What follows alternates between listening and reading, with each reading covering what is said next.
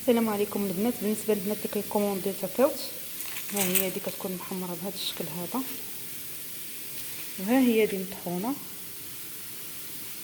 انا غنخلي لكم الرقم ديال التليفون ديالي في صندوق الوصف او في الفيديو، العنوان ديال الفيديو. بالنسبه للساشيات الاعشاب والماكينه ديال الطحين هي هذه كيف كتشوفوا.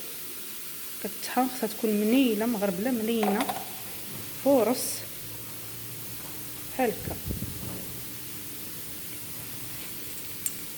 هذه هي حبوب. بالنسبه اللي بغاها بالاعشاب راه تيقولها لينا كنخلطوا ليه مع الاعشاب ديال التساقط وتقويه الشعر. اللي بغاها غير الترطيب راه غادي نصيفطوها ليه بوحدها بدون حديده، لانها كتستعمل بوحدها بلا حديده للترطيب. اما بالنسبه للشبر ضروري كنضيفوا لها الحديده.